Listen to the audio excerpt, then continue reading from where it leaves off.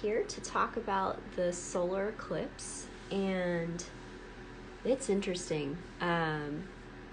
This one has just felt like a whirlwind for me. Like, a lot of people started talking about it days ahead because you could really feel the energy of it days ahead. Like, I felt it a week ahead. And I've just had these moments where I feel like I just came out of a blender. Like, oh, who am I? Like, what am I doing here? You know? But what's funny is that, this is the second new moon in Aries this year, and the last one was all about discovering our true essence. And this one is like that, but like taking it a step further. The Sabian symbol for the last degree in Aries is a duck pond and its brood, practicing worldly competence as a spiritual principle. So it's really about getting your ducks in a row. And I checked into the records for this one too, the Akashic records, and they were just saying like, be you to the fullest. And they really played with, this is in my consciousness from Laurel Erica, Be-you-to-ful Beautiful. They were like, just be you and be fully engaged in your life. And I was talking with a couple of friends yesterday about, how sometimes when we're on this spiritual path, we forget to just be human. And that's what we're here for, So it's like finding the balance between the spiritual realms and the earthly life. And I felt pulled to also look at the first degree of Taurus, the Sabian symbol, and it's a clear mountain stream expressing spontaneous authenticity. So again, it goes along with what came from the records about being our most authentic selves. And me personally, like I've had this Pluto transit happening over my Sun and Venus, and so it's felt like I have these days where I'm just like, who am I? Like I said when I came on here, like I feel like I'm really stripping things down to the bare bones. And Pluto really came through too with this eclipse. He's squaring it. So he really wants us to just realize what a blip in time this life is, and that it's so important to fully live it. And I think the past 3 years have really kind of thrown us for a loop, and it's like time to step out of that and like take what we've learned and start implementing it. It's really like feels like an integration point, and who knows like what the eclipse might bring into your life as well. Sometimes there's surprises with eclipses. So it's a balance of just trust and taking action. And I think I'm gonna pull some cards because these symbols they just felt pretty simple this time to me. So I'm really curious, like, I've been feeling like what brings me joy is changing. Like I'm discovering what brings me joy, rediscovering, I should say. I don't drink alcohol anymore. My body just doesn't like it. I used to be obsessed with food. That's why I'm a farmer. And I don't get excited to cook anymore. Like I'm not as excited about food. So I'm like, universe, what can I do that I enjoy? Like, being out in nature. I do like the gardening, but not too much, not like doing it on a huge scale like we have been. So I don't know if anybody else feels like they're in this sort of void, let me know. And I'm not worried about it. Like I know that just means that there's a big layer being shed, and that there's something that is exciting to come. But it can be interesting sort of being in that void, Okay, so my hand flipped over the bottom of this stack, and I see solitude, And I was thinking about this with the, this is conjuncting the North Node. And the North Node will move into Aries. I feel like we're getting a little peak of this North Node energy with these new moons being so close to the node, where it's really about the self. It's really about getting clear on what you need, how to take care of yourself, what you want in your life, and blocking out the external, maybe like taking breaks from social media, not having so much outside input. And this is another thing I think we're seeing shift collectively since 2020, where it really highlighted how people were regarding, what other people thought very highly, where we're sort of starting to throw that out the window, coming into the Aquarian age, coming into having Pluto come into Aquarius. We're throwing out this like sort of worrying what everyone else thinks, and just being with ourselves and really supporting ourselves in what we want and our most authentic self. Wisdom. This reminds me of Pluto. Diving deep. There's so much around the ocean right now. Sedna is going to be moving into Gemini. Sedna is all about the deep, deep ocean. You can watch Pam Gregory's work. She's interviewed, I think it was Jen, I can't remember her last name, but they talk about Sedna, and she's a really interesting archetype. It's sort of like a victim complex, but then she ends up becoming creative with her loss. So it's sort of, that's what I see with this shift as well, where like the victim wants to blame the outside world. It wants to look outside of itself, but it's really about coming in and caring for the self and taking responsibility for your life. And how are you going to use the challenges in your life as fuel to, create something that helps yourself, helps other people, just creating beauty even. Again, be-you-to-ful. It's coming through again. All right, so then I'm gonna pull an Atlantis deck. Of course, I've got the Atlantis deck right here.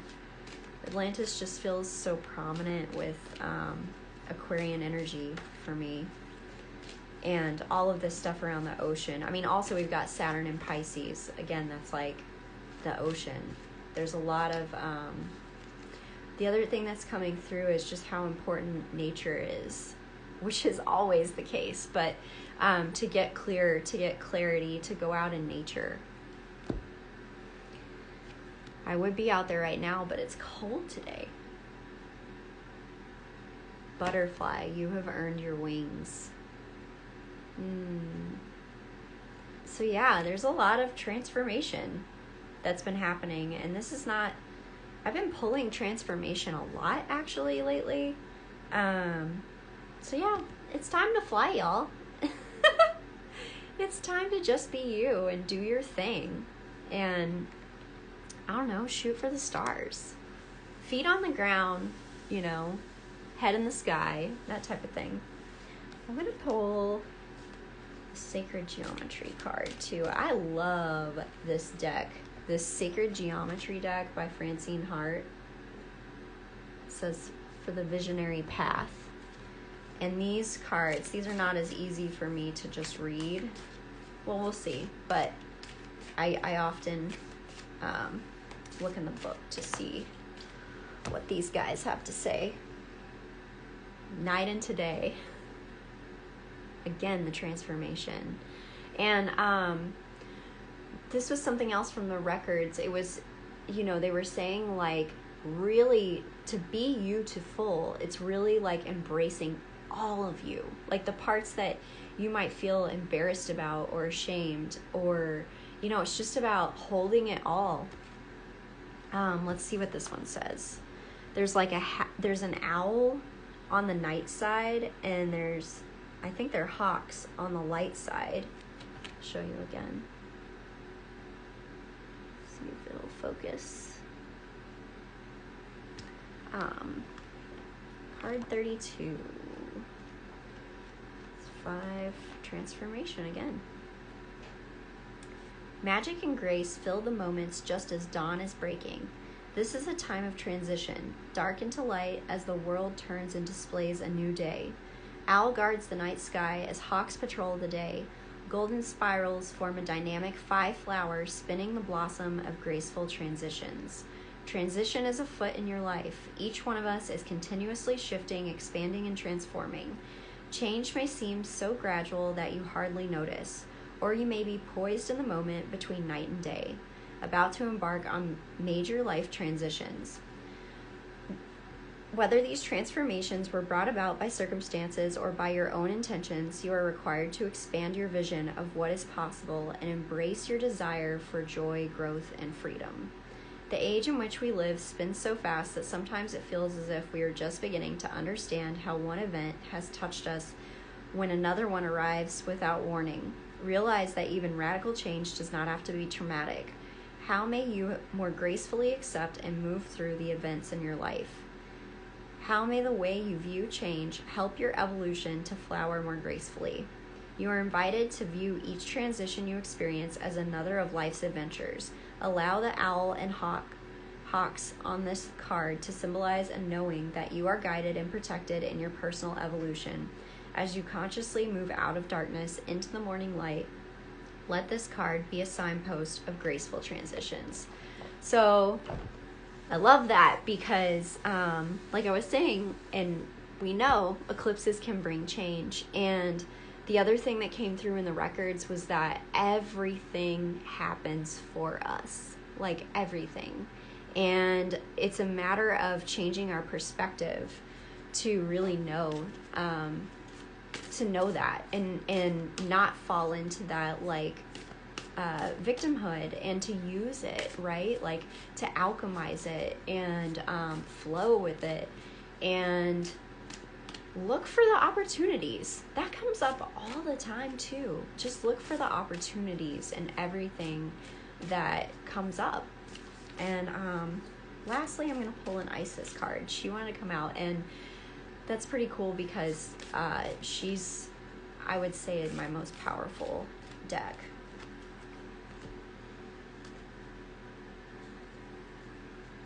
Rising Sun, the Divine Solar Child Reborn. That is so appropriate for this Aries energy, the I Am. Horus, the Divine Solar Child. I mean, this all, and I kept hearing that too. I love how these cards are reminding me of what came through in the records, because I didn't write down what I got today. I just listened in meditation, and I thought, well, I'll talk about it in this video. And every card has made me remember a piece of it. And they kept saying, you are the sun, you are the sun, you are the sun. And this is like very, it's hard for my mind not to go super deep and esoteric with this. But really, like, I guess the simple way of putting it is that, like, we each are sparks of the divine. And that's what we need to remember. And that's a part of, like, going along with the flow, going along with the changes, knowing that the universe is not out to get us. The universe, like, wants us, and our higher selves want to see us grow. And they just want us to see ourselves as this sun. They want us to remember where we came from, that we are divine beings, and that we're having this human experience too. And that's where the grace comes, that, you know, to like give yourself grace to have these human experiences. So it's not all about just like ascending to be perfect or whatever our idea of perfection is. It's really about embracing your truest self, because each one of us is unique and each one of us has something different to share. And I just wanted to look this one up and see what the short description is real quick. So cool. Okay.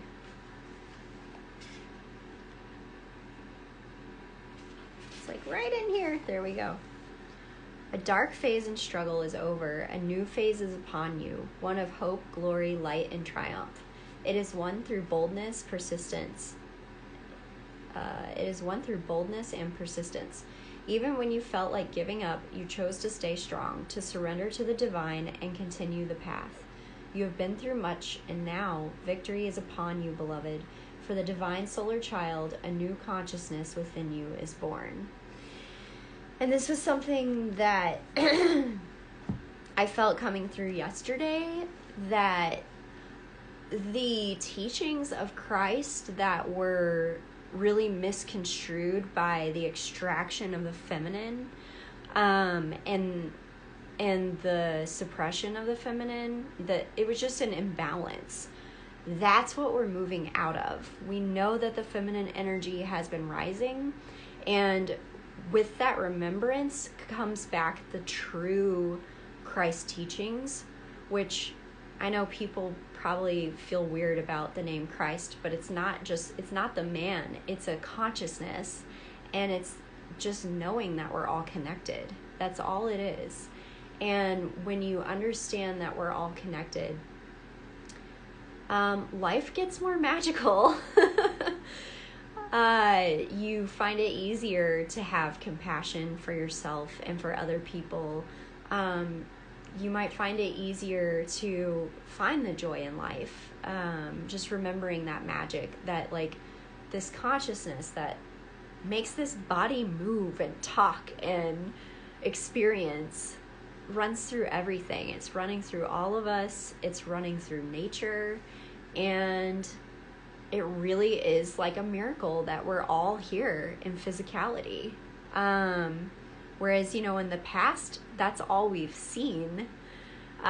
Most people, that all we've seen is like this physical material experience. And now it's time for us to realize what we truly are, that we are spirit and form. We are consciousness that, I don't know. It just blows my mind when I start thinking about it. And at the same time, I feel I have this deep knowing about it, and I get it. And so this is good. This is good to remember. This is helping take me out of my void a little bit. But yeah, that's what's coming back. And it's just I just hear keep rising, meaning keep radiating. And that was something else I saw in the records. I saw like a person, like I saw myself representing like any of us shining our light, and it went out like almost like a nuclear bomb, right? And it's interesting because I think that those technologies are actually it's one of those things where it comes from a really deep knowing of existence and how these things work behind the scenes. But with any technology, it can be used for good or for evil. Anyway, what I'm getting at is I saw this vision of the expansion of love and the fire of the sun and this kind of consciousness. I saw it blowing out almost like a nuclear bomb, just expanding. And I think the point was, and this is something that comes up over and over again, is when we are truest selves, when we're grounded, when we're connected to the divine, when we're between those two worlds, finding the balance and just radiating who we truly are, that's when it has that effect. That's when you're really connecting with the universe and connecting to this consciousness that we're all connected to. I feel like I'm always repeating myself, and it's so funny because these basic principles of existence are simple and they're not. It's the paradox, right? But I feel like I could express the same thing over and over and over in a million different ways. And that's what consciousness is. It's just us expressing ourselves in an infinite amount of ways, going down all the different pathways, and seeing what we discover, seeing what we learn, seeing how we can grow, seeing where evolution takes us. And I'm seeing the tree of life, and I'm seeing the roots too, you know, and I'm thinking about the darkness. I'm thinking about how we perceive darkness. And I know I've talked about this before, how there are positive and negative expressions of darkness. And again, I'm just hearing have grace, have grace, have grace. Really feels like a time to move beyond the blame game and really, really like become sovereign and just move forward with whatever our individual mission is, our individual joy, and trust that that's enough. Oh, that's beautiful. All right, guys, I hope you have a wonderful solar